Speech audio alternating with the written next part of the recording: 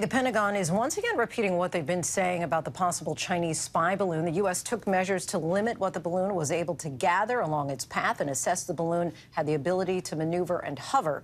The statement comes amid reports that the balloon was able to transmit data back to Beijing while over military sites. The Pentagon reiterated the FBI is still assessing the parts they recovered. We turn now to another American detained in Russia, this time a Wall Street Journal reporter. 31-year-old Evan Gershkovich was arrested last week on espionage charges and will be held at least 2 months pending the investigation. Lawyers for the journalist officially filed an appeal today, and U.S. officials are calling for his release. And for more on what could happen next, we're joined by former New Mexico Governor Bill Richardson, an expert in prisoner negotiations.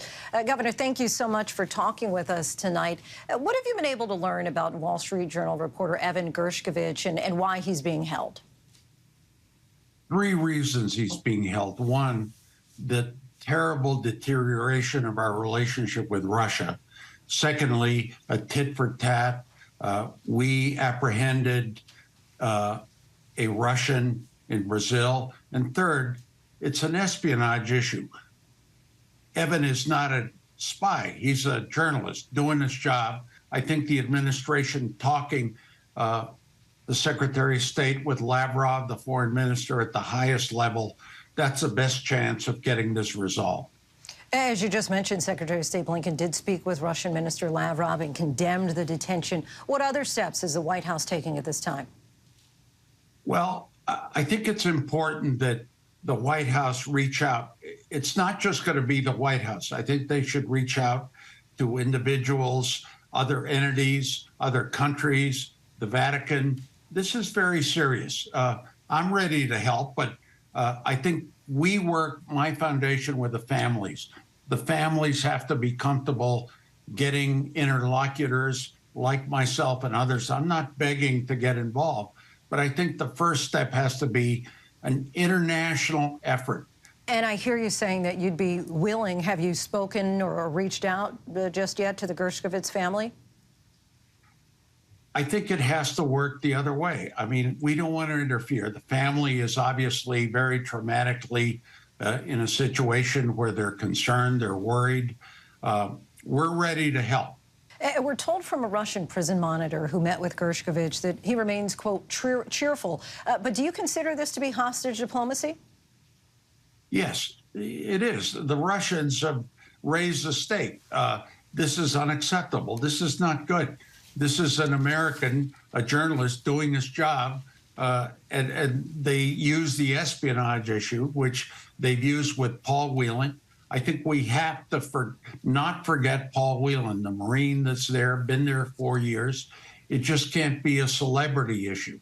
It has to be several other Americans. We're working on cases in Russia with other Americans that don't have the celebrity status of a Brittany Griner. But what is needed is a Brittany Griner type campaign that involves the public, that involves international issues, that involves putting pressure on the Russians and our administration to get this done. You were, of course, instrumental in negotiations that brought home U.S. Marine Trevor Reed and WNBA star Brittany Griner. What kind of negotiating tactics seem to work with Russia? Because it does seem that you've had some success. Well, look, the Russians don't give up anything for free. They want prisoner exchanges. They want Russians in America that are detained. They want them to be a high profile. For President Putin, who I think in Russia is not doing well because of the Ukraine issue, getting Russians back is good politics for him. And our president, I think, who has handled prisoner exchanges well and hostages well, in the same vein, needs to convey to the Russians that, we have to have prisoner exchanges as much as it's terrible. I mean, we gave up this guy Boot, an arms dealer. Terrible. But what else do you do? You have to negotiate. You talk about the idea that you need to really have these one-for-one, tit-for-tat swaps, that Russia's really looking for something in exchange. Does it complicate Paul Whelan's scenario now to have another person who's over there? Well, I like what the Secretary of State said publicly, that he talked to Lavrov, the foreign minister, about a 2 for 2. that he talked about Paul Whelan, and he talked about Evan, the Wall Street Journal reporter. Now, hopefully it can be a 2 for 2. But if not, the Russians are going to demand a lot more, and they're going to stall. They're going to wait. They're going to stall. And so we have to negotiate at the highest level. And in this particular case, you have an American journalist who's behind bars. How concerned are you about a chilling effect on covering what's really happening in a place like Russia? Well, what's happening around the world is that in Russia, Iran, Venezuela, many other countries, journalists are being targeted. So it's up to the media community, people like your station, your media outlets, to launch efforts, not just publicly with countries not taking hostages, but I think some multilateral agreement involving journalists around the world not being detained, not being used as hostages. It just can't be governments. I think everybody has to participate. Bill Richardson, we thank you so much for all you continue to do, and we thank you for your time tonight. Thank you, Linsey.